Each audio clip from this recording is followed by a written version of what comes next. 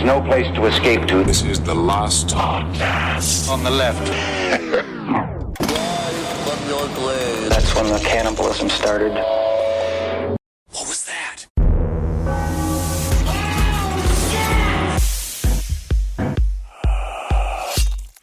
Do you think that Annie Lennox would have been made into a witch? Ooh, I love Annie Lennox. I was listening to Here Comes the Rain again today and looking at her, and she's just so fun and out there with it. Wait, you're listening to Here Comes the Rain, not Walking on Broken Glass? I do like that song too, but Here Comes the Rain again was just on the radio currently, and I listened to that, and I was just like, ooh, Annie Lennox, that's a cool witch. And she would have been right there in the middle of it, and they all started twitching, and then she'd go up there and be like, here comes the rain again. And then they'd all be like, and their Love fucking Annie shirts Lennox. coming off, and everybody's being like, let's fuck instead, let's fuck. And I just realized how upset I am that Walking on Broken Glass wasn't in the movie Home Alone. Huh.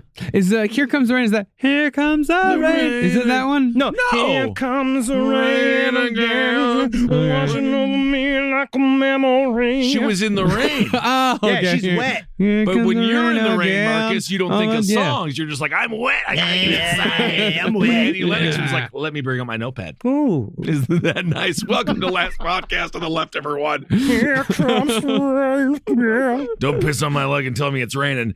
That's Judge Judy. I am Ben, hanging out with Henry and Marcus. Yep. And we are on to the Salem Witch Trials Part 4. We're at the end. Can you feel yourself in the cart as you go towards your early grave, knowing that no matter what, your innocence has been tainted forever? Forever! You are a specimen of the devil, and that's how you'll ever be known. But Cool.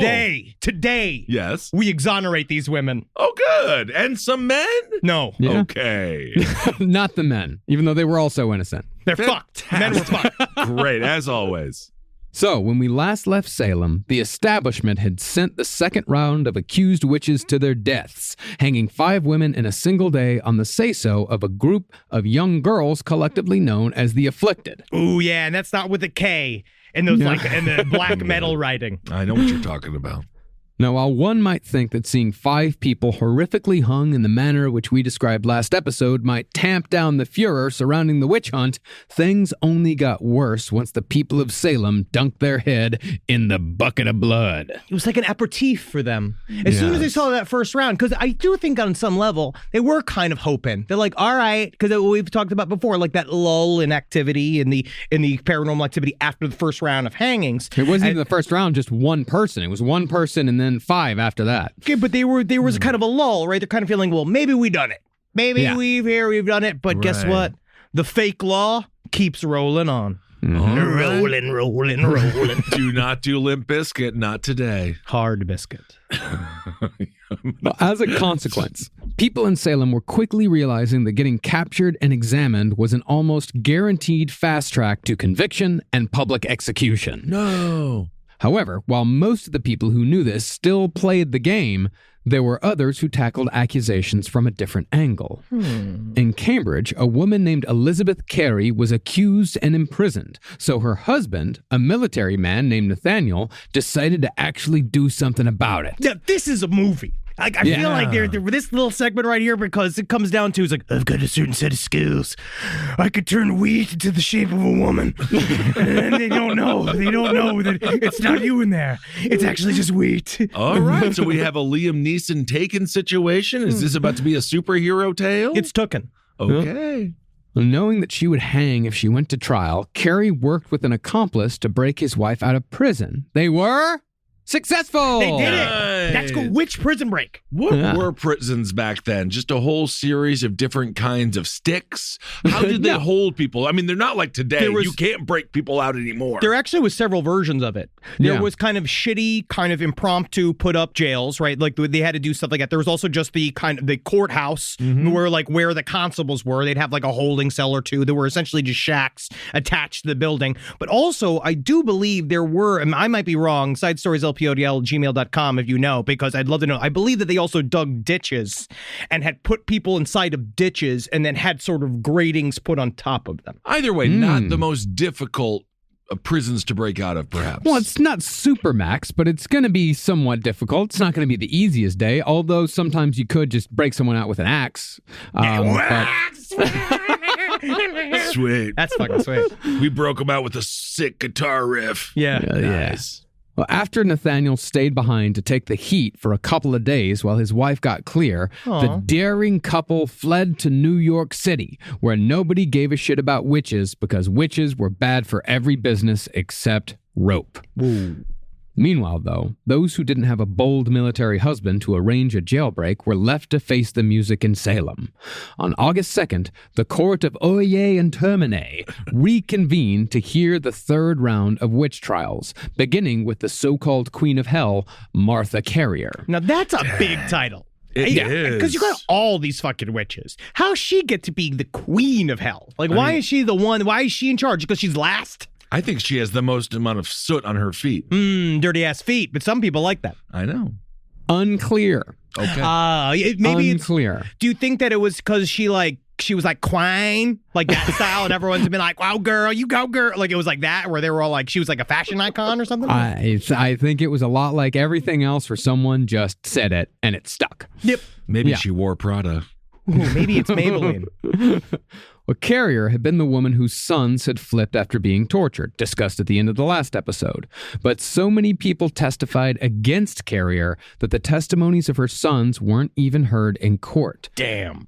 Most notably, influential minister Cotton Mather used an oddly John Waters-esque insult when he referred to Martha Carrier as a, quote, rampant hag. Whatever, dog. That just means she's on that grind. She's in that grind culture out there being the Queen of Hell, being herself, supporting herself, being her own queen, right? Because when it comes down to it, queen ain't without anybody. She ain't a king. She don't need a king. Yeah, sure. Can one person be rampant? I think so. That's the idea.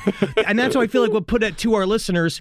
Be the rampant hag you know you can be. Because that means... I agree with that, Because you're undeniable. Because you're just a hag who's everywhere, anywhere, at all times. If you're a man, be a herg. Is that the male version of a hag? I don't know. Yeah, I think it's an asshole. Oh, yeah. That's true, too.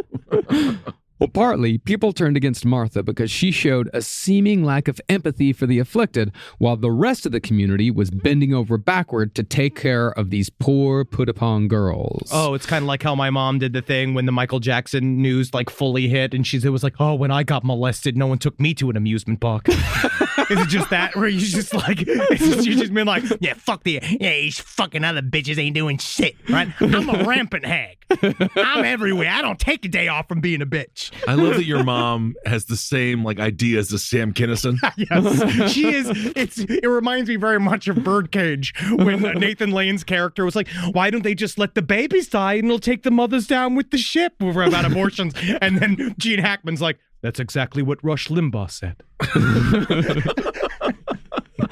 However, again, like it was with the fucking farm animals in the last episode, many of the people that testified against Martha Carrier did so because of petty disputes over property lines. And those subsequent arguments had ended in specific and somewhat witchy threats.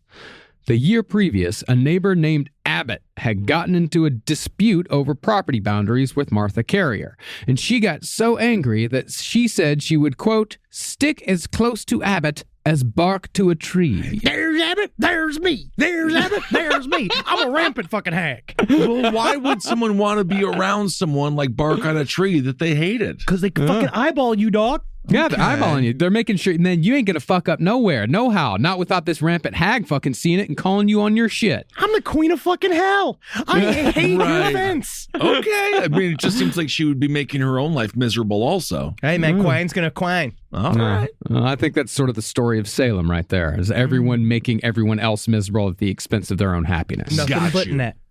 Now, that threat wasn't too bad, but when she very cryptically said that Abbott would be sorry for causing trouble before 7 years were through, she added that not even the most talented doctor in all the land would be able to save him. I'm liking her, man. I'm liking her, man. Don't you fucking dare to say anything about her grass. I'm not messing with her. Soon after, of course, many of Abbott's cows fell ill and died. He was struck with severe pain on his side. His foot became infected and allegedly gushed several gallons of pus when it was lanced. And a series of sores on his groin also became filled with enough pus to need regular lancing. It just sounds like his body was trying to make another farmer. Yeah, it sounds like he got monkeypox, which, by the way, I've done a deep dive on that. You want to avoid it. Really good advice. Oh, mamacita.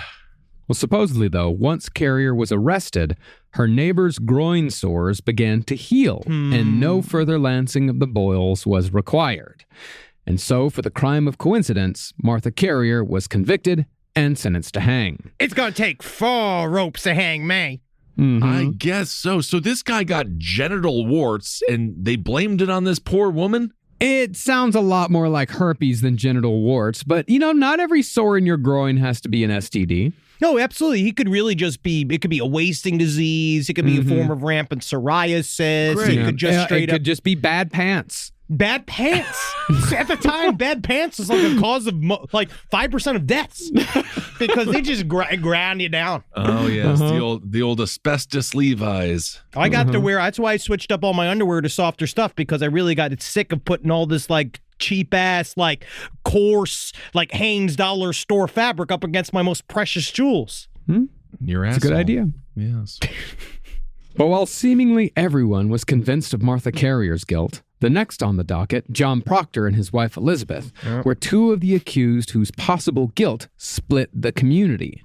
See, Proctor had garnered 51 signatures on 2 separate petitions from people attesting to his good character. This was just like Rebecca Nurse. She had also gotten a lot of signatures, and I think Elizabeth Howe had also gotten signatures. But Proctor was different from Rebecca for one reason. He not only had the respect of the community like she had, but he was also a landowning businessman. Man being the operative word here. Yeah. As someone who has had to petition before and get signatures, I'd rather be hung. It is very scary. I hated it so much. Yeah, being hanged is much better than doing cold calls. What's your address? Can you fill it out? Make sure it's clean and so I can see God, it. you just over them, just being like, use the pencil. Use the pencil, ma'am. Well, therefore, since they were killing, or at least trying to kill, a highly respected man, a fair amount of mental gymnastics and cognitive dissonance had to be done to accept the guilt of such a person. And this was the first of many that would eventually come to be too much for the people of Salem to accept long term. Nevertheless, John Proctor and his wife Elizabeth were found guilty and sentenced to death. Not Daniel Day. Yeah, Daniel Day, sentenced to death. 66. Although his wife's execution was delayed until she gave birth to the child she was carrying. Man, that must have been a fun day. I mean, That must have been a night. You could be like, oh, congrats. Which was what was it? Which day was fun? The day she got pregnant, the day she was sentenced to death, or the day she eventually gave birth to the baby, or the day that she hung? Hopefully the only day she ever smiled was the day she conceived. Yeah. Right? Okay. Hopefully, I don't know if their pleasure was involved, but hopefully that's the one time she ever, when John Proctor gave the, yeah, all right, it should do that. That should be a son. I think that might have been nice, but it was giving birth in the cell, in the Salem town, Danvers, or Boston cell, wherever they were, and watching that flop out into the dirt, muck-covered hay, and they're all like, oh, that's good. Now you get to be hanged. She's just she had 2 seconds of unless she had postpartum depression, which actually might have helped. that baby could have been Jesus Christ himself. No, he wasn't, because he No, he survived wasn't. and he was just a guy. Yeah, Just some got- fucking guy. You can also just see her. Well, never mind. I don't want to think. The image, you get it. Well, never mind. Were you just talking about her open birthing vagina? Is No, what you're talking her about? hanging and then the baby. Oh, flopping out of her? Flopping That's great. out. But also hanging. This You is a imagine. great detour. Fantastic. I'm glad we're here. Well, partly, the Proctors had been condemned by the testimony of their servant, Mary Warren, who had flipped from afflicted to accused and back to afflicted, a switch that certainly didn't help the Proctors. No, looking Kevin Durant, trying to get out of the nets. Wow, that's an interesting observation What? coming from you. He read a headline. This is how we talk to straight men. Now, John Proctor's conviction would have been a big deal anywhere in the Western world owing to his status and gender, but his trial and conviction would pale in comparison to that of the man who faced the judges in Salem next, the Reverend George Burroughs. This is the only guy I'm proud they hung. Yeah, he Because sounds they got him, man. he sounds like he was an a asshole. reverend. Yeah, dude. You can't just go around killing people for being assholes. You're correct. But you know what? It really is. This is the kind of the crux of all of these trials is the fact that when he is convicted, that's when shit blows up. Yeah. Because you crossed the line. You finally did the thing. What was it? Whether you're using the line now, someone crossed the Rubicon. They've been using that. They've been using that line since Napoleon crossed the Rubicon hundreds of years ago. That's where not even Napoleon. That wasn't Napoleon. That was fucking Julius Caesar. Why not just Julius Caesar crossed the Rubicon. People have been saying that for thousands of years. Everybody who was crossing through the Rubicon. Why doesn't nobody just enjoy it? We just need a sit vacation. sit there like We just need a look at the vacation. flowers. Just enjoy yourself. The After atmosphere Julius of the Caesar Rubicon. returned from his campaign in Gaul, The Rubicon Sir. actually sounds kind of nice. I don't know. All I know is I think someone crossed the Rubicon. That's for sure. You crossed the Rubicon on just making shit up. Hey, man. Hey, I'm just I'm what just a the- funny guy. What the fuck is a Rubicon? I don't It's a know. river. It's a river. Who cares? So they crossed the river? That's what a Rubicon is? I don't know. If you want me to explain it to you, I will. We'll do it after. Yeah. We'll do it in Vegas. Now, the audience for Burroughs' trial was the hot ticket for the entire proceedings. See, Burroughs was a man of God, which was far worse than your run-of-the-mill witch because he had the power to eat the church from the inside out. Yeah. Supposedly, Burroughs was the ringleader of the entire operation, the so-called aspirant king of hell. Cool. What? Yeah, Martha Carey was the queen of hell, and Reverend Burroughs was the king of hell, which Burroughs made sense because he was the pastor who was, he was the witch who was masquerading as the pastor, which was the biggest sin of all. Yeah, dude. Therefore, That's the most he'd be metal the you king of could hell. be. That's like Yeah. the most fucking awesome shit. So on this entire water marble that we live on in Salem was both the king and queen of hell. It's like a just so coincidence. happened. Yeah, it's like if you go to any sort of mental hospital and you find like 5 Napoleons. Yeah. Oh, yeah. But also remember the world was much smaller back then. I mean, it wasn't. Well, the Yeah. world was the same size, but the population was smaller. Yeah, and our perception of the world was far, far smaller. We had Yes. no idea that all the rest of America was out there. Well, the Spanish had gone over a while back, but We still, knew it was we there, but didn't we know were- it was that big. Yeah, we didn't have the internet. We have enough content for the episode, right? Yes. Okay. Now, this trial was one of the most dramatic of all. To start, the afflicted claimed that 4 ghosts, his 2 wives, and the deceased family of another reverend, had shown up on the day of his trial specifically to accuse him of murder. That's how which it was is. believed by damn near everybody in the room. Everybody's like, fuck yeah, the ghosts are here. Aw, shit. Oh, Dip. Yep, it's the Haunted Mansion, the ride. Yep. Oh, there he is, right there. Oh. Damn. Now, Burroughs' power was supposedly so strong that the afflicted weren't able to even testify against him because they claimed that he and the devil, working together, choked the words from their throats before they could get specific. Yeah, dude. Oh, they, my. they thought he was that powerful. They literally couldn't speak. That's it. They go. At some point, do you think that Joe Burroughs wished that he was that powerful? George Burroughs. Joe Burroughs Oh, is his great grandson who currently has a sports Who's he play podcast. for? I don't know. Joe Burroughs, Cincinnati. Oh, is that child? Yeah, kind of. They're all children. Really, as you get older, you realize all athletes are just children. Yep. Mm-hmm.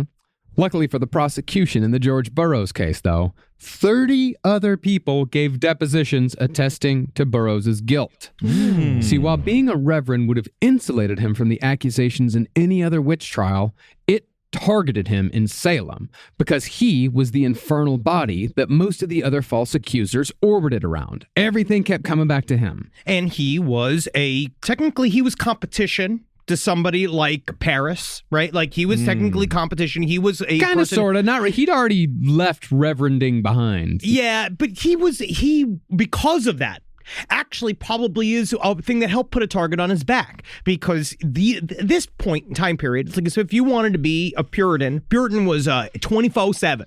deal, right? Like, you don't get to just take off from being Puritan. You got to fucking go back into it every day. You got to put your Puritan time in. It's 23:45:7 because they're 15 minutes when you're taking a violent dump. You can't be a Puritan. I hope that God ain't there too. No. But this guy, like, he had separated himself from the church. And I think in a way it kind of took that protection away from him as well, where he had separated himself. He had accepted the half covenant. He was trying to be like a normal, like he was trying to be kind of whatever, just like a normal ass reverend, and they didn't want that. Well, I think part of it was that he was also not very good at being a reverend, and people had always looked at him sort of sideways. But that was also how Salem looked at every person who tried to tell them to not be a bunch of assholes. They looked at all of them sideways. Right. During his trial, 8 confessed witches described how Burroughs lured them into joining Satan's army, vividly painting pictures of well-attended witch meetings and forced poppet making in the pursuit of torturing the afflicted for no good reason. Poppet sweatshops. I was there, and I was already knitting. There was incredible colorways on some of these puppets that we were doing. There was the new black cement, which was really awesome. You had banana ding dong cream pie. It was an amazing colorway of puppet. It was really, really good. Yeah. But most of the time, the way Burroughs got these witches was through Call of Duty. Isn't that nice? It's really it's insidious. Fantastic. The cherry on top in those testimonies was that most self-confessed witches ended their testimony with the telltale seizures. Susan out here, man. Convincing almost everyone there that bewitchment was indeed real. God, this trial must have been such a show. Yeah, like honestly, there is an element to seriously. You could see how they all kind of got into it too, in a way. Like, especially this point in his point of the trial, like that's the top of the fucking heat. Well, we have 6, 7 hung, 9 hung at the 8 at hung this point. 6. You have 6 hung at this point. All the 6 world hung, is a stage. 6 hung, 8 dead. This is the greatest performance, without a doubt, maybe in American theatrical history. Yes, at this possibly. Well, Burroughs, meanwhile, could do nothing to prove his innocence beyond weak excuses, and things were only made worse when he became flustered and his answers contradicted each other. This, however, was easy to do during the Salem Witch Trials because, as Henry said last episode, the rules were made up and the points didn't matter. Yeah, how do you weakly just be like, I'm not the king of hell? Like, that's like every day. You're like, I'm not, how do I explain this? Oh, God, I'm like, not the king of hell. I mean, if he was the king of hell, would I be here? No, everyone would be burning around me. I'd be like, you're all on fire now. I read a really interesting point of like, okay, so Satan is more powerful than he has ever been, but he must be, like, his armies are slowly but surely, like, allowing themselves to insinuate themselves in the religious communities of the entire world, and he'll slowly turn everybody and flip everybody to this cabal of worshipers of his great power and blood drinkers and all this kind of shit. Sure, but wouldn't he be like, hey, guys, why don't we chill on telling everybody what we're doing right now? Like, why would he be like, why are we yelling this from the rooftop? The plan isn't completed yet. It's not supposed to be I and the former Barack Obama arrive and flip this whole country into a gigantic military unit, right? A prison planet. That was the idea. But now you guys are all like, why are you doing this? Why you just shut up? Shut the fuck up. Well, what I'd always thought about is that why did these people continue to torment the afflicted while they were sitting right in front of them? It didn't make any sense. None of it makes any sense at all. Yes. There's no like there is some logic to some of it, but there's no logic to most of it. Yes, you're right. Yeah. The only person who kind of sort of came out on Reverend Burroughs' side was his granddaughter, Margaret Jacobs, who had inadvertently given testimony during the examinations that led to the execution of 5 people. Did I do that? She recanted about her grandfather at the last second, but all that did was make the judges more suspicious of Margaret Jacobs, who only avoided conviction because her trial was postponed due to a nasty head boil. Yeah, no one wanted to see it. They're all like, okay, can we put a sack on her head? No, because then we don't know if the devil's eyes show. I'm like, all right, we'll wait till it goes down because I'm sick of her second nose. Yeah, you gotta go Friday the 13th, part 1 on that one, or part 2 when he has the sack on his head. But why wouldn't they just flip it and make the boil a sign that the devil has inflicted her? Not unclear. They just didn't want to see it. They literally just didn't want to look at it. You're like, ooh, ew. Jeez. By the end of the 3rd round, though, The judges had produced 5 convictions and 4 immediate orders of execution, with the 5th to come after Elizabeth Proctor gave birth. Besides Proctor and Burroughs, though, the court had sentenced 2 more men of lower profile but still high status to their deaths, meaning that the August 19th public execution was set to be an all-male review. Whoa! Yeah, girls! Thunder Down Under. I've seen that before. Come on, legs up, boys. Come on now. Now, like the trial, the execution that was co-headlined by the Reverend George Burroughs and John Proctor drew the biggest crowd yet. And neither the Reverend nor Proctor disappointed the crowd with their showmanship. This was like a Monsters of Rock of Yeah, fucking man. witch executions. They're all in there, dude. One room, man. One night only. Oh my God, that man's pants fell down. He's double hung. Ooh, look at that. Ding, ding. Just before his execution, the Reverend George Burroughs stepped forth and recited a perfect rendition of the Lord's Prayer. All right, guys. All right. Let me see if I can do this. All right. Drop that beat. And then he does I'm a so full disappointed fucking in you. rap. Our Father who art in heaven, hallowed be thy name. And everyone's just like, whoa, oh shit, God does rock. I'm disappointed in everything. But I as think we it was pretty good, though. They put out the that wasn't cardboard. bad. Yeah. He started spinning on his head. That'd be fucking sweet. Only the devil can be that funky. That's very true. But as we discussed last episode, reciting the Lord's Prayer perfectly was supposed to be impossible for a witch. Yes. But similarly, John Proctor, in an act of passive defiance, specifically asked the Reverend Nicholas Noyes to pray with him. Noyes, however, refused, citing exasperation that all of the people being hung kept insisting that they were innocent even when faced with imminent death. Yeah, it's like a thing. It's like they all keep saying, like, don't hang me. I'm not a witch. It's like, and it's like, that's exactly what a witch would say. I don't know if that's true. But to calm the uneasiness in the crowd that came from these seemingly sincere shows of Christian faith, Cotton Mather, remember we talked about him, he was the Puritan leader that we brought up last episode, he was there to witness his first witch execution. He's finally coming. He's showing up. Yeah, This he's is like, it's time to get that wig dirty. Yeah, I mean, he is the closest thing to a celebrity that New England has. So it's a big fucking deal that Cotton Mather's showing up for this. Okay. But he stepped forward to once again play both sides, somewhat drawing on his insistence that the devil could impersonate the innocent, but not really going all the way in front of a crowd baying for blood. Mathers explained the perfect Lord's Prayer by saying that the devil has often been transformed into a, quote, angel of light. They changed the rules. No, they did not change the rules. Not really. He cited Corinthians chapter 11, verse 14. Actually, yeah, I agree with you. The rules are made up and the points don't matter. Yeah, it's almost like the Bible's made up. And it's always like, it's just, God. But he it's did it right. He This just got all the reminds- words right. I'm just getting so many flashbacks to when I did the Dune series and like how many times people be like, actually that's incorrect if you actually look at, and they open up some old arcane chapter from one of the books I didn't like, one of the Brian Herbert books that I didn't read was like, we actually corrected the record in this thing. And it's just been like, I love it, but it's made up. Like Dune was not real. It's not real. That's a hell of your own making, my friend. I mean, I love it though. Do you know what they didn't do in Dune? Cross the Rubicon. No water. There's no water. Mostly desert. Maybe if they were on Caladan. Yeah. You rapped. You mentioned Paladin. Caladan. Caladan. Paladin is what you are to me, my friend. And so, after the crowd was sated and the executions were over and done with, the bodies were haphazardly tossed in a shallow common grave nearby, so hastily buried that the chin and hand of the Reverend George Burroughs stuck out from under the dirt, along with the foot of another victim. What was he, Bruce Campbell? How big was his chin? He just was at the top of the pile. Oh, man. And that maybe he was the last one killed, or maybe he was no, he would have been the first one killed. It's like the baggage in the plane. The first bag to go in is the last one to come out. So he was probably the first killed because he was the first on the pile. I actually do believe, weirdly, I think it was the opposite. I do believe that he was last because that was the point, is that he was the most important. So his the job headliner. was to watch, he was the headliner, and his job was to watch them all get punished, because the idea is to wait for the most important ones to be at the end of the line, because you kind of give them a constant opportunity to confess. Right. Okay.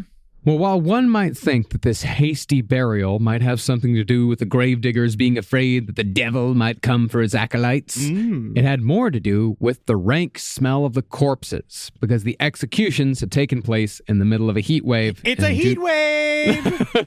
And don't forget, everyone, upon hanging, voids their bowels. So it is four fully grown men covered in their own shit and blood and piss, and it's about 95 outside in a humid-ass Massachusetts day. Yeah, man. When in Massachusetts. That's the subway car that has no one in it. Yep. And then you're like, it's my lucky day. And then you get in it, and then you're like, oh, I get it now. Mm-hmm. Wow. You know, I will say here in the city, it's getting to be where that's just sort of the permanent smell. No matter what car you're getting into, that's just the way it is. It's going to be that's just the way it is all the time. I think it's just because it's August, and that's when urine really bakes into a car. That's the stinkiest month in New York. Yeah. By far. Yeah. But regardless of the stench, the sons of the Reverend George Burroughs dug up his corpse in the middle of the night, transported it to family land by boat, and discreetly reburied it in an unmarked grave. They think now there's a parking lot there, or maybe a school. Yeah, that'd be cool. That Just makes like sense. Hitler's bunker. Yeah, which is underneath the affordable housing units. Is that right? Yes. But It's underneath the parking lot in front of the affordable housing units. Yes. Oh my but now God, that's actually Candyman. Yeah, but they finally put up a sign, said that it was there. But yeah, I feel weird like going to school every day. You just living there as a kid, and she'd been like, "Yeah, Hitler's bunker was right here. He was right here." And then everyone's being like, "Great, cool, good." They put up like a reserved for Hitler sign? They do have here's a little parking spot for him for forever. And a VW Bug is allowed to park there for free any day of the week. Oh, him and Ted Bundy. Rise from your grave. Hey, what's up, everyone? How you doing? Ben Kissel here with Henry Zabrowski. Yeah, it's me, man. Yeah, bro. Henry Zabrowski is smoking some of that sweet last podcast on the left, babe. So go out there and purchase yourself some. I hope you enjoy it. We have sativa, we have indica, and we have a hybrid. And I have to tell you, from my personal experience, they are wonderful. Super tasty live resin. You really get that delicious weedy taste, which is what I like. And 3 different experiences. You go to your local vape store and get it. Absolutely. Thank you all so much for supporting the show. We absolutely love you. Can't wait to see you on the road. And get that vape, put it in your brain, and have a good time. And if you want us at your favorite weed store, give them a call and ask for them by name. Absolutely. Last podcast on the left, it's weed. Hail yourselves, everyone. Hail Satan. Meanwhile, more people were fleeing to New York City, although it was only the people who had the means to do so. In Boston, Philip English, the Frenchman, and his wife Mary had posted bond to get out of prison at the cost of £4,000, the rough equivalent of $1.2 million in today's money. They just paid out. They're like, all right, fuck this. We got the money. We're going to New York, where it's not illegal to be French. My name is Tommy German from Italy. As you can tell, my name is Stephanie Canada, and you wouldn't believe it, I'm from Mexico. That is an incredible bit. Yeah, you get it. Yes, I do. I could do this with it's different countries. It's the man is a different country name than where he's from. Name is Scott Portugal. I'm from where? Uruguay. I'm just really glad you know those countries. Isn't that nice? Well, Mary and Philip fled to New York City, and nothing was done to capture them. But in a telling example of the sort of tit for tat happening during the trial, the English's goods were confiscated by the state at a modern profit of $350,000 for the colony of Massachusetts. There's really interesting thing. There's layers of that within all of these accused where. So it was kind of a rule up to a point that if you were murdered by the state, maybe I believe that this was correct, is that your shit would go to the state. That if you were executed, the state would come and grab all your shit, right? Depending that on went back and forth in Massachusetts, depending on the charter. And so there was a certain period of time where they had fixed that. They're like, no, it should go to the immediate family, the people who own it. But the original kill you and take your shit. Oh yeah. The original sheriff that was going through the accused, basically what he was doing at the very top was like ganking everybody's shit. As soon as you were hung, As soon as you were hanged, they would have went and you'd go and grab your stuff and be like, it's mine now. Like, and they would just do, which is also kind of interesting of like, don't you think that a witch's items would be actually incredibly dangerous to own? Cursed objects. They're cursed objects. Yeah. It's also strange because they just jump right on it and like, just like, they just like sleeping in a witch's bed and They shit. just wanted to watch people die. They didn't believe any of this shit. Whoa. No way. I truly do believe that some of them did and some of them didn't. I don't think the sheriff was all that concerned with it. The people who were profiting from it certainly weren't concerned with it. But I think the vast majority of people did believe their own bullshit. Right. At the same time, the association game was resulting in even more charges, even after 10 people had been hung. Or, 10 people had been hanged. Thank you. You're welcome. Yeah, I don't want to get the fucking DMs. I don't know. Unfortunately, if we don't say it, they won't listen to a single other word we say in the podcast. So they were hanged. They were hanged. They were hanged, yes. The examinations continued between trials, and a man named John Jackson was put in the jackpot after 6 afflicted girls accused him of witchcraft. The association was John Jackson's aunt, Elizabeth Howe, who had already been hanged. But what really turned up the volume on the whole affair when it came to association was the fact that many of the accused were now confessing instead of protesting their innocence. And every time that was done, the number of witches had to be increased to make room. Yeah. So if you confessed, you did have a better outcome. Were you hung if you were confessed? We'll get to that here in a bit. Okay. Accused witch Ann Foster claimed on July 15th that there were 25 witches. Had to be. Had to be. At least 25. At least 25. Okay. But a week later, another accused said that there were 77. They said we had a big runoff. You would be surprised. Honestly, I don't really know like how we got so many witches at once. It's a lot of subs. Now 77. It's a lot of subs in one day. That is a lot of subs. Okay. By the end of August, there were 3 confessors saying there were 200 witches. Oh, my God. And the afflicted were also fueling rumors that there were over 300 witches in a colony-wide population of about 50,000 people. My name is Cordial, Indiana. I'm from Michigan. And I am telling you one thing. We need to do something about this witch inflation. Yeah, we... It's an inflation joke. Yeah. Very good. I combined 2 jokes. I'm learning. Thank you. Tellingly, though, accusations had not yet hit the main population center of Boston.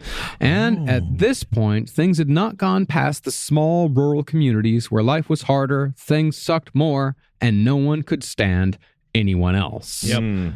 But speaking of Boston, some people already imprisoned in Boston jail were confessing to even more crimes after being harassed by other people who had also made false confessions. What is going on? It's just, it's full lunacy. Everything, the wheels have fallen off of the entire society. Sounds like it. This is insane. Listen to this. The troll Abigail Hobbs convinced a woman named Rebecca Eames that Eames had been a witch for 26 years and that her son had been a wizard for 13, and that they'd both tormented people together. This woman fully believed this. Hi there, Rebecca. It's me, Abigail Hobbs. Just got done being with my best friend, Mr. J. I hate your Polish Harley Quinn. Don't even mix these Can you strings for see me. my happy trail I goes don't all want the way to up lift to up my your neck? shirt. There's no Look at reason for that. you to lift up your shirt. It's just amazing the swirls of Oh, hair God. around my perfect breasts. But listen, hey, Rebecca, did you know, all right, you know how everybody fucking hates you? She's one of the sexiest women in superhero lore. Yeah, but not me. I'm Harley Quinn. Hey, Rebecca, you know how, like, everybody hates you and they've hated your whole fucking life since you took these, like, last 26 years? Yeah. What if I told you? Yeah. Yeah, witch. Is that That's good? why. Is Yeah. Yeah, it is. It's fun. Yes. Yeah, there you go, girl. Yes. Yes. Yeah, come on. Be a bitch with it. You, come on. Act like it. Act like a witch. Be one.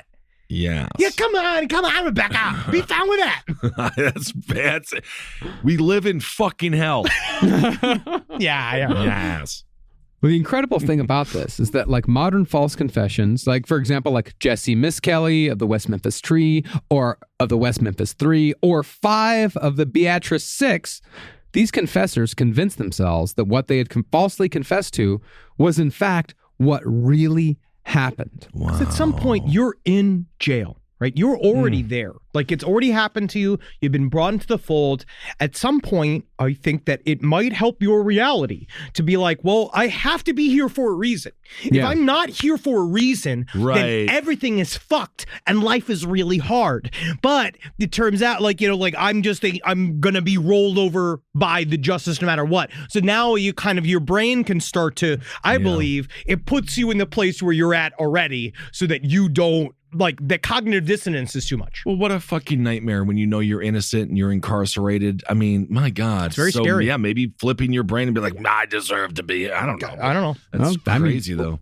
I mean, Rebecca Eames, she was so distraught with her false belief that she was a witch that she unsuccessfully tried to hang herself in her jail cell right after she cut her own throat with a razor.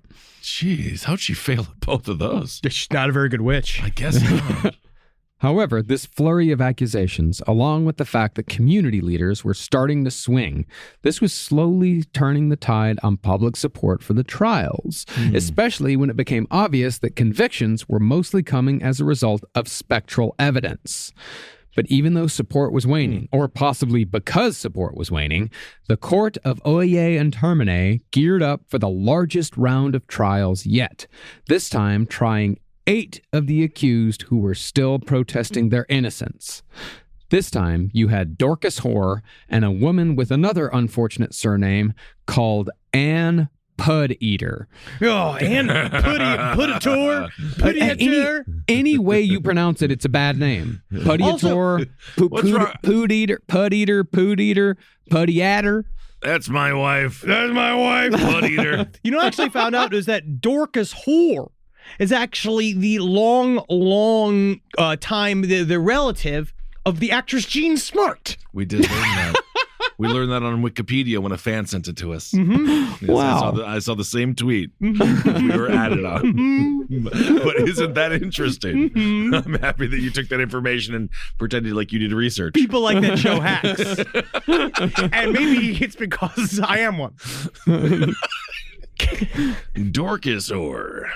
Now, 5 were convicted right off the bat, but Dorcas Hoare confessed after her conviction and started naming names.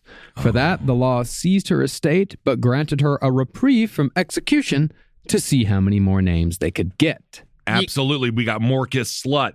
We got Forcus Bitch. I love Forcus.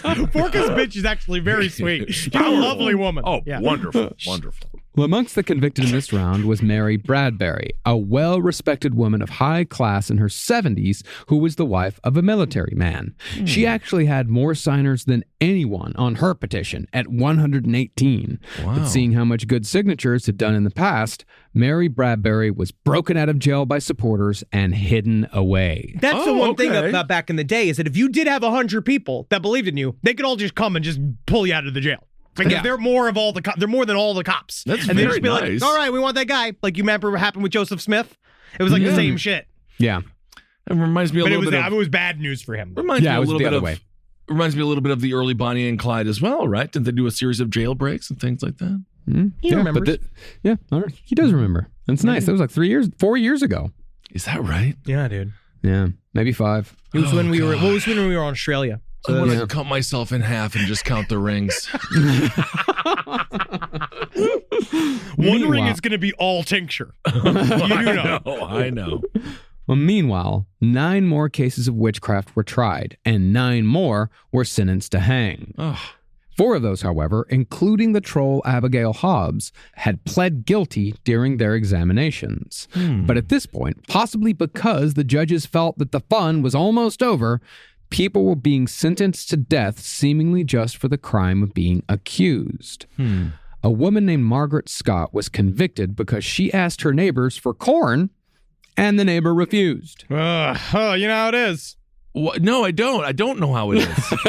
Afterward, the neighbor's oxen refused to move all night, and this was seen as evidence of witchcraft. These fucking ox have no idea how important it is for them to move. They don't know. There's all these animals are just like, I didn't do it. I'm just hanging out. I'm just having a bad day myself. Oh my God. Another argument over 10 shillings worth of wood was added to the evidence, and Scott was thereby sentenced to hang. However, while most of the accused were either falsely confessing or steadfastly protesting their innocence, there was one man in particular who refused to participate either way. My boy. That man was Giles Corey. It's Giles. It's Giles, really? I like Giles. let's go Giles. It Giles I like is cooler than Giles. It is Giles. No, Giles sounds like a lubricant-filled jelly. I'm just trying to save us 5 emails. Sure, 5 emails and... Let's go with Giles. It's all names are made up, so we're just gonna make it up as Giles. Actually, wouldn't it be Gilles if we're doing that? That's like 2 L's. Gilles That's Gilles 2 Duras? L's, you fucking asshole. Okay, so it's You're just the asshole today. Gilles. You're the asshole. What? I'm the academic. Wow. Yep.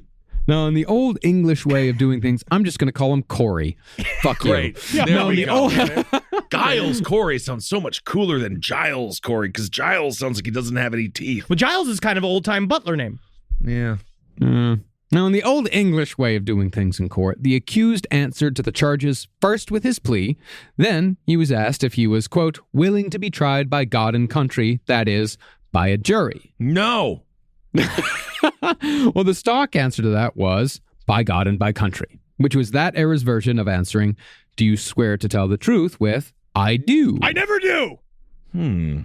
But while Corey pled not guilty to all the witchcraft charges read against him, he refused to answer the follow-up question. Because if he didn't answer, then this sounds like something you would do, then the trial couldn't proceed. He's not wrong, technically, in a perfect. way, you know? Yeah, I could sit here all fucking day in silence. Well, in English law, this tactic of refusing to answer was called standing mute. But standing mute was not an advisable way of avoiding a trial. Standing mute was met with something called peine forte et dure, which translates to strong and hard punishment. Okay, so make me watch the fucking JoJo from Magnolia Farms' cooking show for a certain period of time. Okay. And so, when Giles Corey, when Corey was brought before the court 3 times and refused to answer how he would be tried every time, the court of Oyer and Termine sentenced him to be pressed to death for his stubbornness. You don't think I can't handle the weight? I'm a straight bastard. Come on. All right, you want to make me talk? I'll show you. You want me to talk? Blah, blah, blah, blah, blah, blah, blah, blah, blah, blah. I mean, That's at what some you want? point, you can't handle the weight.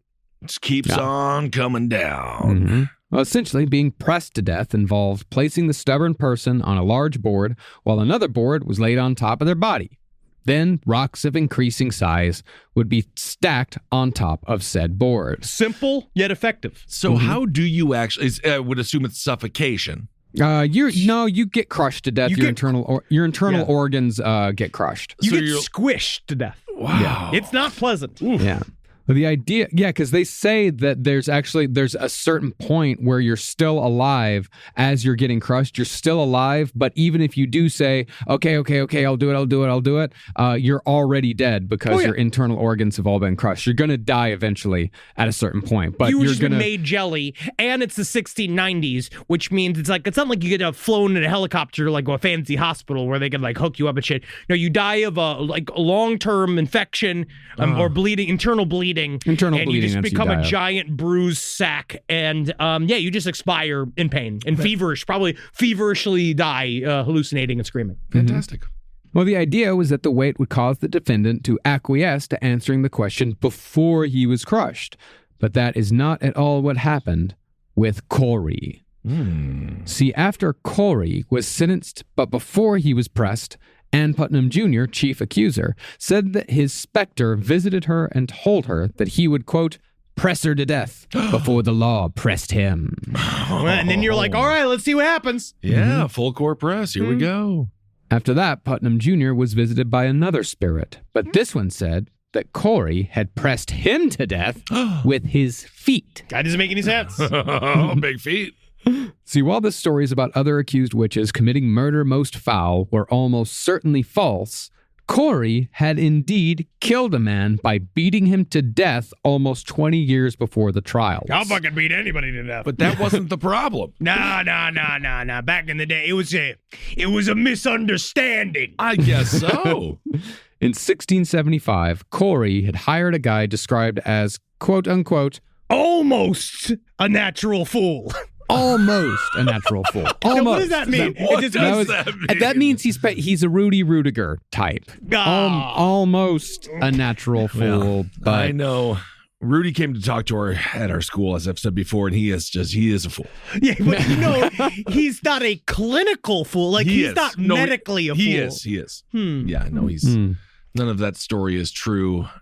No, they let him play one play. Yeah, and the game was already over, and they carried him off the field being sarcastic. No, it's nice, technically. The movie was nice. Yeah. The movie was nice. Well, apparently, Corey was not satisfied with the job that this man had done. So Corey beat him to death with a stick. So this, he received heavy fines. I'll pay what I owe. Wait, okay. So you can beat a dude to death with a stick, but the idea of spectral evidence gets you killed. Yeah. This is also a time period when... this is the founding of our country. But this is someone was below somebody who is a moneyed landowner, so when it comes down to it, they are of a different law. He beat a lesser to death. I see. And so, sort of like Dorcas Horror, nobody was really surprised nor all that concerned when Corey was accused of being a witch. And absolutely nobody, as far as I know, came forward to defend him when he was brought out for his pressing. This is what I mean when you say you can't murder someone just because they're an asshole. True, because again, eventually in maybe some way, shape, or form, you do get punished for it, which is this is kind of his punishment for that. Okay. On that day, Corey was taken before the public and placed between the boards. Look, I'm a sandwich. You fucking assholes. Indeed.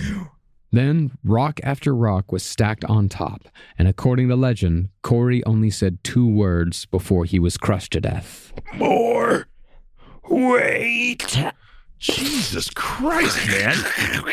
Bro, you're liking this way too much to make it fun for me. Yeah, dude.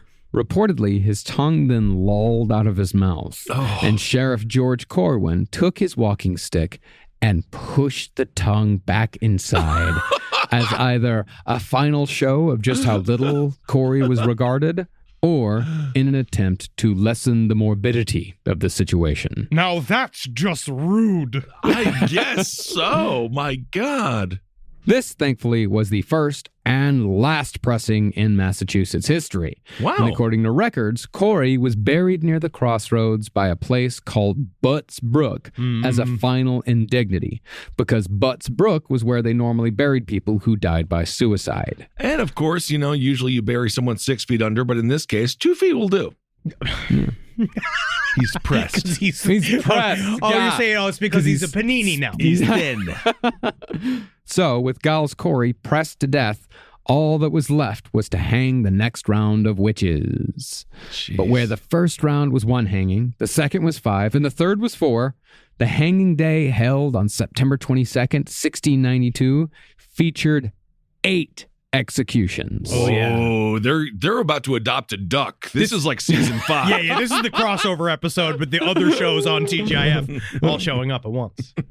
Now, the 8 executed that day held steadfast to their innocence until the final drop, just like all the rest. But what's most interesting about this round was who hadn't been executed, namely the confessed witches. Yep. The total number of convictions on the last round had been 15, but 7 of those had confessed and pled guilty.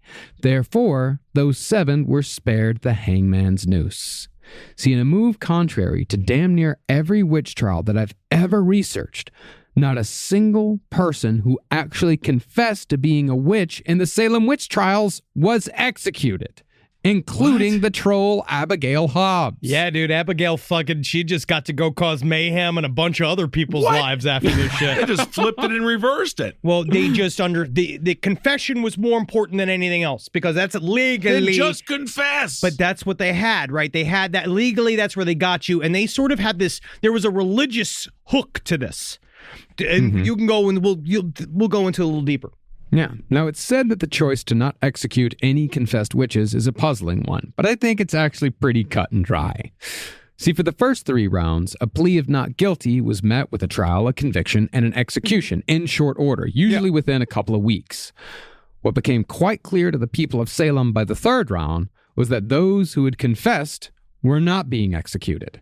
Instead, they were being held in jail where they were naming more witches and testifying against those who pled innocent. And the more you distance yourself away from the day that you're supposed to get hanged, the more you think like, I got some wiggle room here. And so you just keep naming witches because what that does is like it allows you to sit. I mean, like it's not a great jail. Like you're not having a great time, but you're not dancing on the end of a rope. They just turn state evidence. Yes. Mm-hmm. Therefore, while 19 out of 19 people who pled not guilty to witchcraft in Salem were executed, absolutely none of the 52 people who confessed were hanged, although 2 of them did die in jail.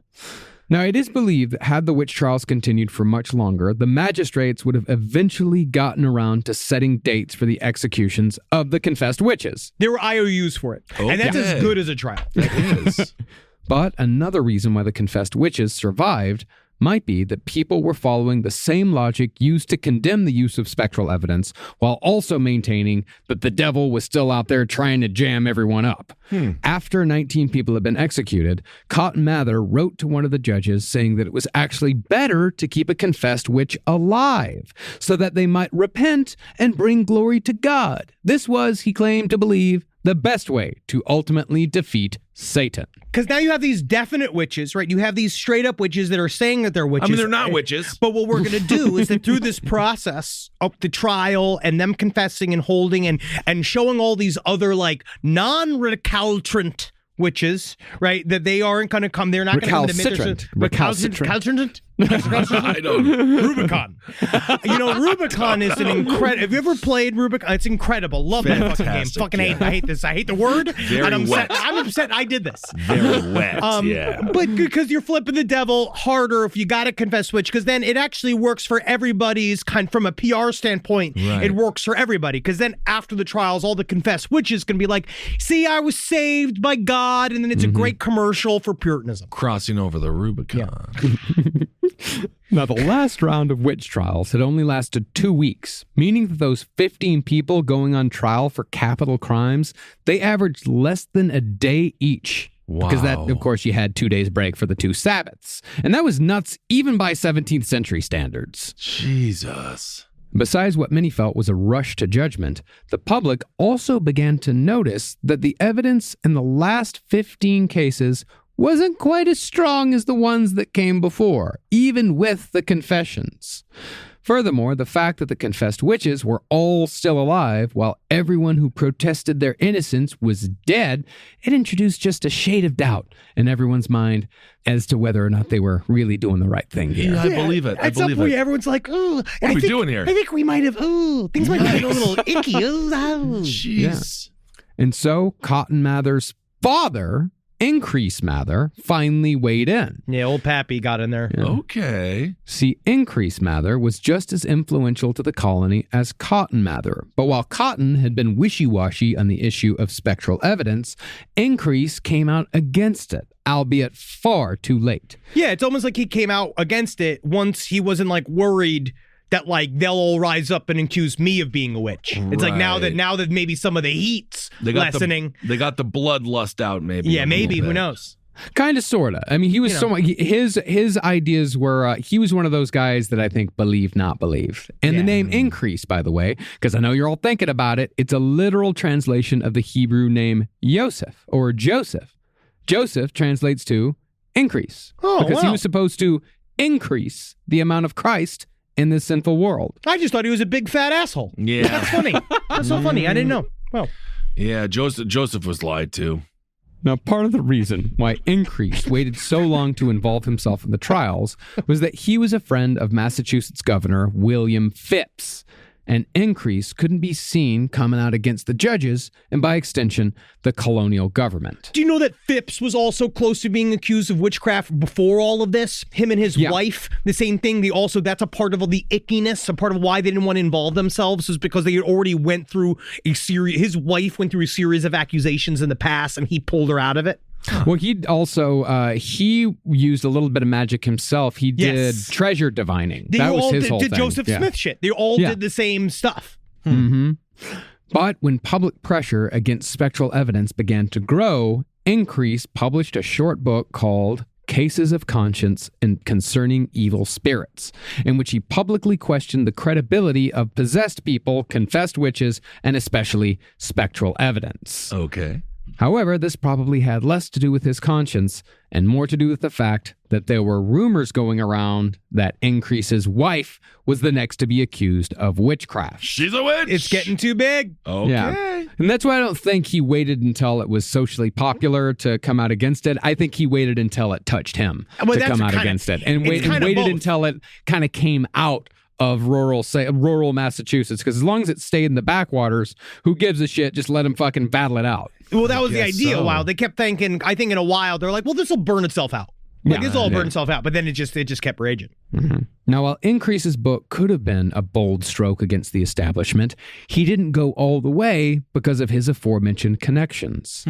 Instead, he included a postscript in his book tacitly endorsing the executions by saying that he himself would have voted to execute Reverend Burroughs had he been on the jury. And this is despite the fact that Burroughs' conviction was based on the testimonies of possessed people and confessed witches, along with spectral evidence and nothing else. The mind of a politician has never changed. No. It is just that double speak is so fucking infuriating. Since dare I say, it makes him a witch. literally since the invention of government. Yes.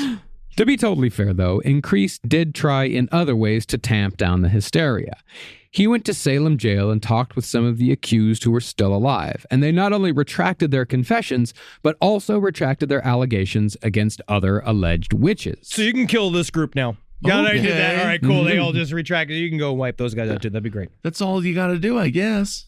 Increase also wrote that while he did believe that there were dangerous witches that needed to be, in his words, exterminated, it would be better that 10 suspected witches should escape rather than one innocent person be condemned. But like the accusations against Increase's wife, the thing that truly started winding down the Salem Witch Trials was when cries of witch began reaching people of actual power outside of the backwaters of New England. Yeah, once it got out of shithead town and it started going into big shithead town. One girl from Andover accused a, quote, worthy gentleman of Boston of being a witch. But instead of weakly protesting, this worthy gentleman obtained a writ to arrest the accuser for defamation, then sent some goons to deliver the message. And that does help the message get delivered. Very Yeah. Frank Sinatra of him. Very.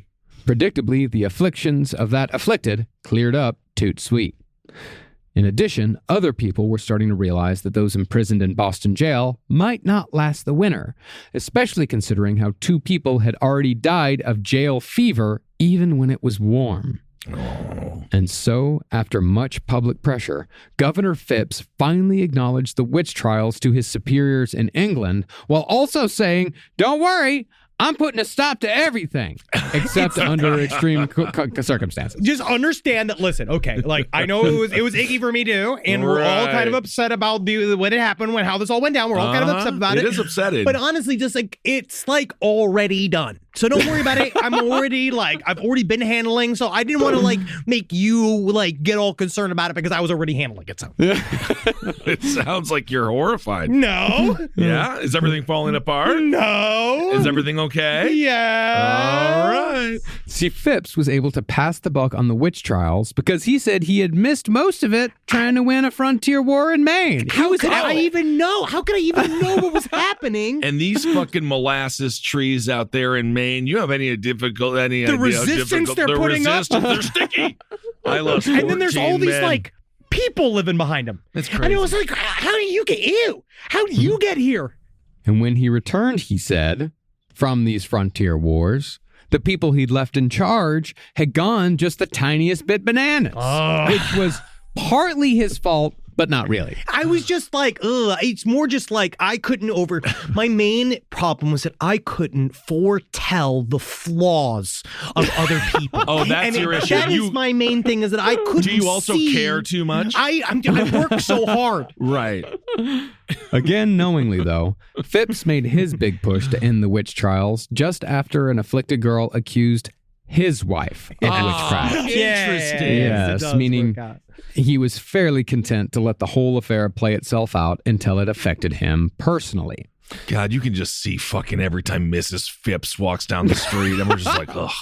Actually, it kind of makes me think that she must have been like super hot or something, because a lot of the times, if you're just constantly deflecting witchcraft, or you're amazed, or it's one or the other. No, it's either you're not wearing a bra. You might be Dorcas Horror. Yeah, who's a legit, who actually was the only witch in this whole thing. I like her. Rise from your grave.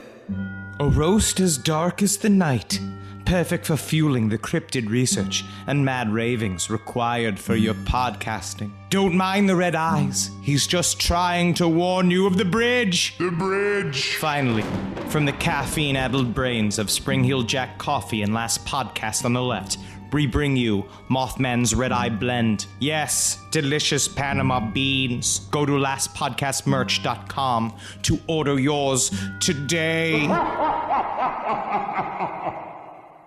But even though the witch trials were, for all intents and purposes, over, there was still one more death to go and a few more trials. On December 10th, confessed elderly witch Anne Foster died in jail, but her body was not released to her family until they paid the £6 owed for fees incurred during her imprisonment. You got slop. You got hay. Right. All right, we brought in all the crows to scream at them so they couldn't sleep. What about all the tax dollars that we're paying for it? Like, oh, no. That's to No. pay for our hats. All That's right? for your and also, fucking hats? we're fighting trees in Maine. oh, God. Now, in order to just sort of forget that this whole thing ever happened as fast as humanly possible, Governor Phipps ended the court of Oye and Termine and banned any further publication on the subject of witchcraft in New England unless he approved it. He just thought, hey, all right, well, I'll just shut up about this. That's what we're going to do. And he put a 3-year ban saying, like, Look at no that. one can even mention that this happened. Boom. And, and it certainly is not super interesting. And it's certainly not as, like, one of the most, like, compelling stories about a microcosm of government and religion and all that kind of shit. So you'd be surprised how many people, like, wanted to talk about it. It's Totally forgotten about, though, huh? See, the people of rural Massachusetts, they were, in a way, sobering up from almost a year of extreme witchcraft hysteria. But instead of blaming themselves, they were on the verge of blaming the government for not stopping them from acting like savage morons. Wasn't this kind of on you to make us not crazy anymore? Jesus. There is the truth, because we talked about it in the last episode. The judges on the old, like, as they were coming up, like, the quote-unquote liberal view that they were trying to espouse was this, like, the judges were supposed to there was a barrier of entry for evidence and accusations and all this kind of shit that was supposed to keep all of this, like, wildfire hangings. It wasn't supposed to happen. They were supposed to stop it. The judges were supposed to be there to, like, make a sense of normalcy. But then it's like, what happens when mommy and daddy go insane? Exactly. And so, to squelch any sort of opposition that might bring down the fledgling colonial government, Phipps engaged in what author Emerson Baker calls the first large-scale government cover-up in American history. Good work! Ooh, wow. Yeah, first one, American soil. I'm going to tell him this. It didn't work. Nope. No. You see, as it is with most cover-ups, this only angered people more because damn near everybody knew someone who had been touched in one way or another by the proceedings. And books criticizing the trials had already been published by the time this gag order went into effect. Among the most notable was A Brief and True Narrative of Witchcraft at Salem Village by Reverend Deodat Lawson. His book held particular weight because it was alleged multiple times during the trials that Reverend George Burroughs had murdered Reverend Lawson's family using witchcraft, and Deodat had published a full book saying, "That's a bunch of bullshit. My wife and child died because life sucked and everything was hard." I killed my family. I killed my And family. if I don't get fucking credit for killing my family, I'm going to be pretty upset. About the only person in Massachusetts who didn't or couldn't read the room was Cotton Mather. But Cotton had fucked himself because he'd already explicitly supported the proceedings by attending an execution in person. No one asked him to be there. No. You know what I mean? No one asked you to come. No one asked you to insert yourself into this whole fucking story. So I'm glad you also got covered in shit. Yeah. Right. See, Massachusetts was now doing worse than ever, and a public acknowledgement that the government had wrongly executed 19 people, pressed to death another, and imprisoned well over 100 more, it could have brought the whole fucking system down. And so Cotton Mather fell on his sword and publicly defended the trials in a highly selective book called The Wonders of the Invisible World, which yeah, it's The Wonders of the Invisible World. It minimized the use of spectral evidence in the trials and didn't mention any of the public support which some of the executed received at all. Yeah, he tried to retcon the whole thing and say, like, well, spectral evidence was only used, and he cherry-picked 5 cases. Yeah. Where it was like, no, actually, there was evidence here, and blah, blah, blah. He was all full of shit because, yeah, he'd already ruined himself. Sure. And while his sacrifice might have saved the colony in a governmental sense, his obvious dishonesty destroyed faith in Puritanism because Mather was a Puritan leader. Sort of like how failures in evangelistic and Catholic leadership have been eroding membership in those religions here in the Western world for decades. As far as the rest of the accused or confessed witches still in prison went, 50 were rotting away by the time the court of Oye and Termine ended. Most of the cases were thrown out for ignoramus or lack of evidence, but 21 were still tried. And out of those 21, 3 resulted in guilty verdicts.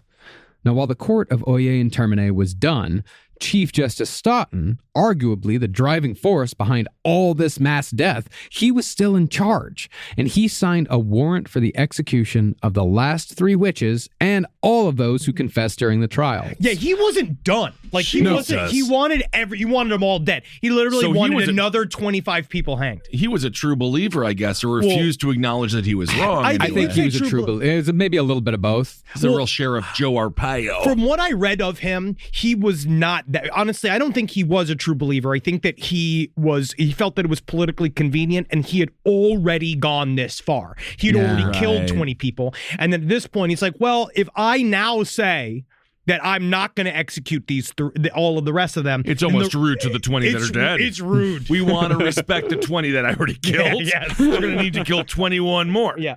Wow. But in a last-minute decision, Governor Phipps, eager to just get all this bullshit over and done with, he reprieved the 8 that Chief Justice Stoughton was trying to murder and had them all released without telling Stoughton. Run! Run, witch! Okay. And then she flies away at a broom. Oh, God damn it, we let her get away. And so, when Stoughton learned of the stays of execution upon the next court session, he walked out of the court in a huff, like it was the last scene of an 80s teen comedy where the cool kids saved the summer camp from the stuffy curmudgeon all at the last second. I have to agree that damn talent show was entertaining. After that, every remaining accused witch was acquitted, but were freed from jail only after they paid their prison fees. One last little, make sure the government, always make sure. One last little bill. Isn't that nice? Elizabeth Proctor, wife of executed witch John Proctor, she returned to her farm with her newborn baby to find that authorities had stolen everything. Oh, great. Similarly, Dorcas Hoare also returned home to an empty lot. But then she did the thing, she crossed her arms and blinked and witched her nose and all her shit just showed back up. Bewitched. But perhaps the saddest postscript is that of Tituba, the woman who was forced to kick off the whole affair by the one who enslaved her, the Reverend Samuel Parris. See, even though she'd been the first accused in January of 1692, she wasn't tried until May of 1693, having spent a year and a half behind bars. Her confession was rejected because it was all based on spectral evidence, but she, like everyone else, had her jail fees. Reverend Parris legally still owned her, but he refused to pay and instead sold her to someone else to cover the £7 she owed. Tituba then disappeared from the historical record completely.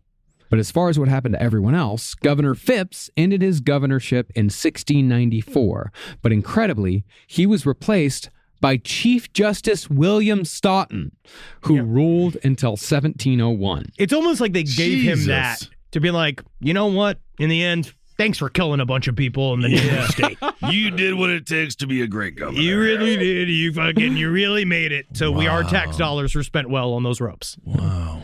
After Stoughton, though, came Joseph Dudley. And with Joe Dudley, the Puritans were no longer in charge. I mean, Dudley's a cool guy. Yeah, I mean, Yeah. Joe Dudley is pretty Dudley, nice. Dudley, baby. Yeah. Dudley, Massachusetts then became a full royal colony and remained so until 1776, motherfucker! Whoa, 1776, folks. Whoa, it's happening again. 1776. It's all over again. It's gonna rise again. 1776. Now, perhaps not surprisingly, the Reverend Samuel Parris did not win any popularity contests for basically setting the whole of Massachusetts on fire for an entire year. What did I do? I mean, you just ruined everything for everybody. Yeah, you did it. Yeah. What if I rap the Lord's Prayer? Wow. I love white rap. Well, furthermore, all the petty grievances that Samuel Parris had with Salem over pay and firewood, the shit that arguably started all of this, still hadn't been settled. Yep. And it would continue for years after the trials. In other words, Parris played his best hand, got 23 people killed, and 23. Yep, 23 people killed and lost. And then he also didn't get his fucking firewood. That's what I like a mean. bitch. He played his best hand. He didn't get anything. He got Now, nothing. I got to kill 23 people. I mean, that's pretty sweet, isn't it? Yeah, how many people have you fucking killed? Not 23, man. Now, he did apologize for his part in the trials, and he apologized for the Hey. acceptance of spectral evidence. It's like it didn't happen. It did happen. Apologize. It really did happen, though. It was like 2 years later. He was given a sermon.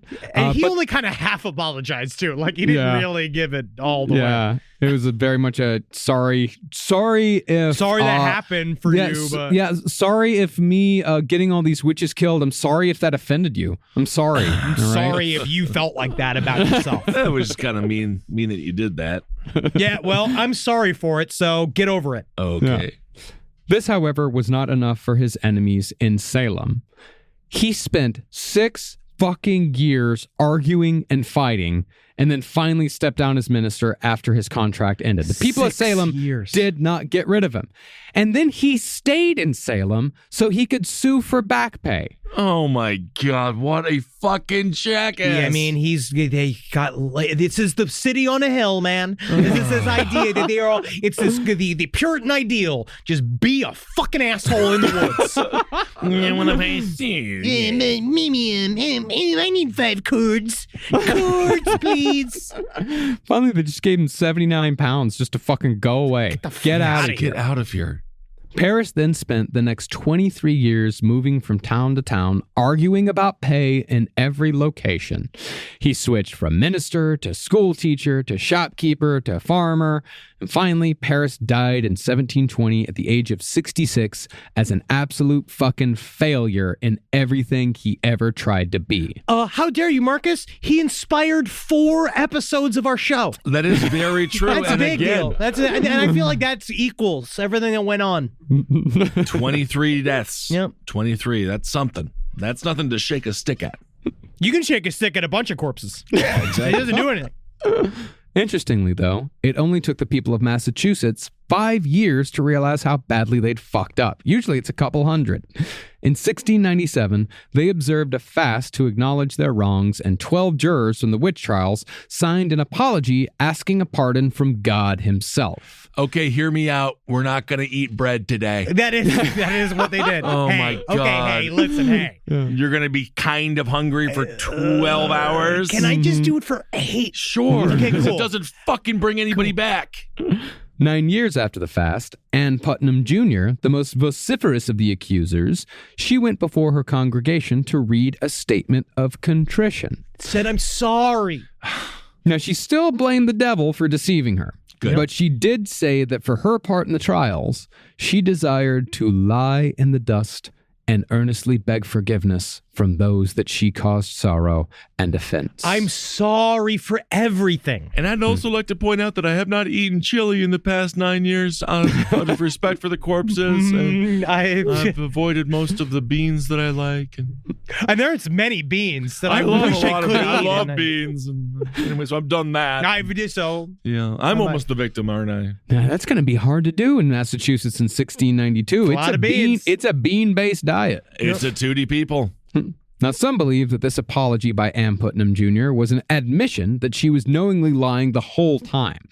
Personally, though, I think Ann Putnam Jr. started as a case of true conversion disorder, but she eventually got caught up in the scene with all the cool older kids, and she kept upping the ante until someone simply told her to stop. And it's just very difficult to pull yourself all the way back. Think about all of the families that have lost people to fucking QAnon. I really do mean it. Like, and once you have sunk so much of yourself and your time and your energy into believing something that is absolutely total horseshit, that also leads to societal chaos and actual death, it is very, very difficult to then come be like, sorry, like, this is the closest that you get. You go like, the devil is still real. You have to package it in all of these things and still be like, hey, let's bygones be bygones. Denver Airport. What's going on at the Denver Airport? Oh, no. Now it's honestly a lot of delays. I know that.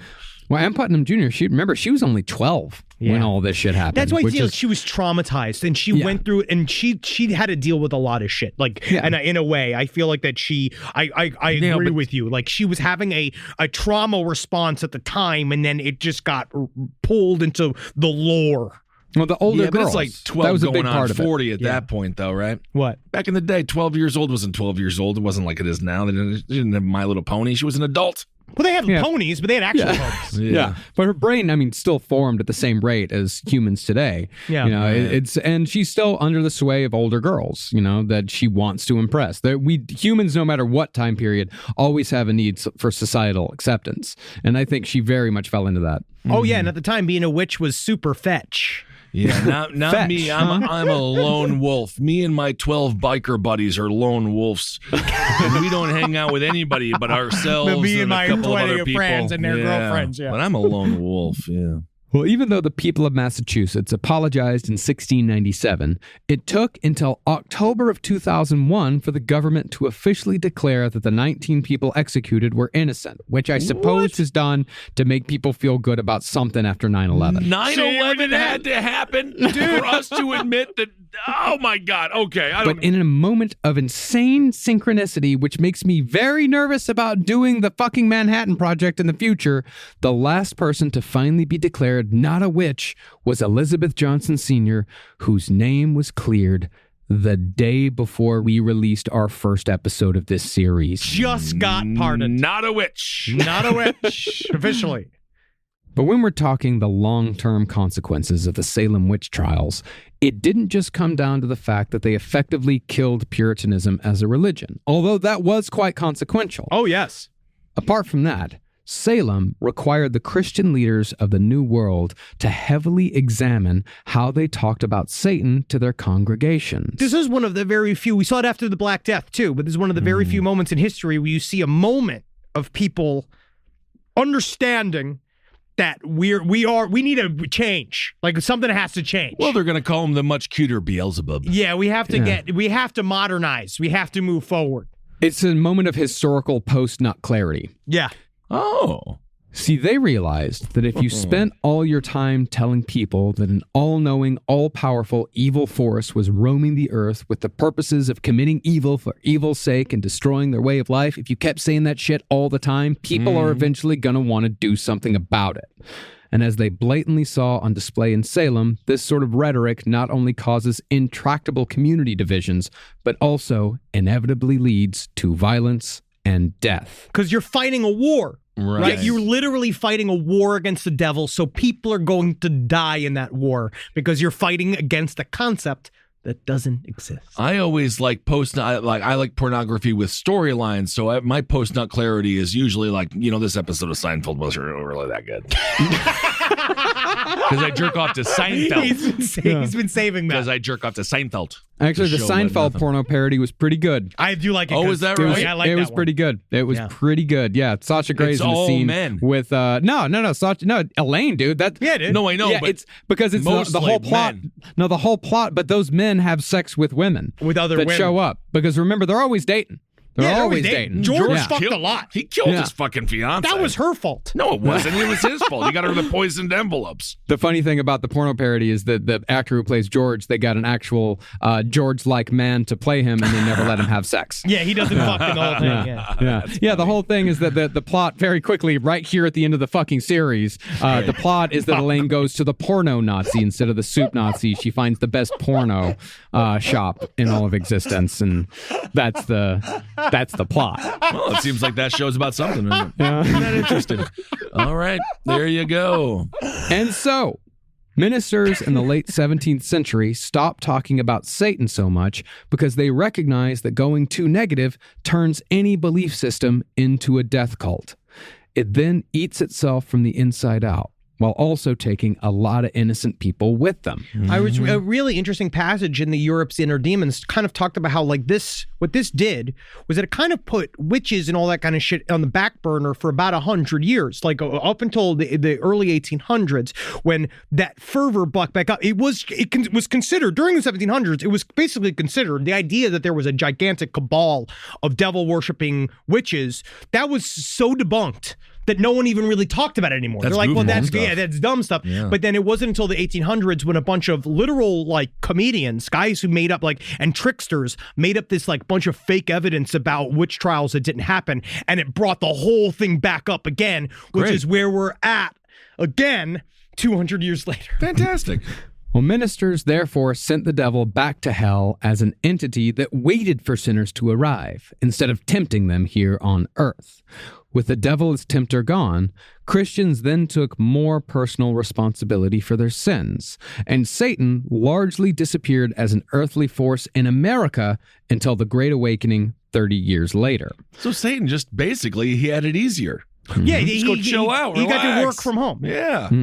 So, while it does seem like our current divisions in America will never fucking end, have faith that we're currently in the middle of just another satanic cycle.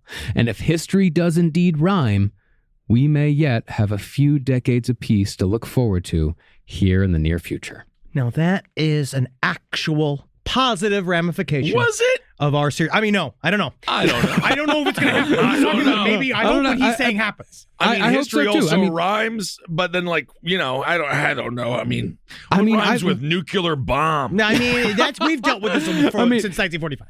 Yeah, it is hopeful that, that the bomb doesn't go off anywhere. But, if the Salem Witch Trials, and as it has happened dozens of times throughout history, if it's any indication, Satan always gets really big and then gets deflated. A lot of people usually have to die in the process. Great. Yeah. A very large portion of the population, an outsized portion of the population usually has to die first. A lot of people's lives need to get ruined and all that. Sure, but then eventually everyone goes, uh-oh. Yikes. And then they kind of, and Did then I just they, come back from a diner back. with that egg on my face? Oh my goodness. Yeah, no, it's all the same. All right, Salem Witch Trials, everybody. There it is. Wow. You mentioned eggs, by the way. I watched Triple G, Guy's Grocery Games. He doesn't like eggs. And I'll tell you one thing, speaking of tricksters, his son tricked Guy. He said, Guy thought it was going to be a bacon challenge. It was an extravaganza challenge, and Guy doesn't like eggs. So there you That's go. just cruel. That's just a boy It was pranking his pretty father. cruel. That's Again, really a lot sad. of people have to die. I'm just glad it's one last thing we can learn. We've made it through a month of witches, and a fucking 500 episode celebration is now over. That's right. Next episodes, we're very excited when we come back from our little break. Obviously, there'll be some episodes where we're gonna don't worry, you'll be entertained. But I'm very excited for this fall and what we have ahead of us. Absolutely. We got some cool good shit. old fashioned weirdo topics. We've got blood. I'm very excited for some weirdo shit. Absolutely. The next episode's going to be all about Virginia Slims. You're going to love it. It's the more feminine cigarette. I actually like them, and you got to suck hard to get that smoke. I know you do. All right, everyone. Well, thank you so much for listening. We hope you're doing well out there. It was awesome to see you in Vegas. yeah. Check out Last Comic Book on the Left, issue 2 Yeah. on z2comics.com. Get that pre-order. It's fucking straight out. That's Drink right. some of that fucking coffee. Sweat. We got the fucking, honestly, that's what Spring I Hill was. Junk. I was fueled with it, man. Yeah, I know you've had an interesting tummy week. All right, Yes. everyone. Well, thank you so much for listening. Hail yourselves. Hail Satan. Again. Congratulations, everybody. Hey, man. You know what? If you want to be the queen of hell, Yeah. If I can make sure everybody knows this week. Absolutely. Also, bring back the name Dorcas. Yeah, honestly, Yeah. I'd like to see some Dorcases out there. Absolutely. Yeah. Why I'd like not? to see more people out there calling themselves rampant hags. Yeah, man. Be one this week. Absolutely. This show is made possible by listeners like you. Thanks to our ad sponsors, you can support our shows by supporting them. For more shows like the one you just listened to, go to lastpodcastnetwork.com.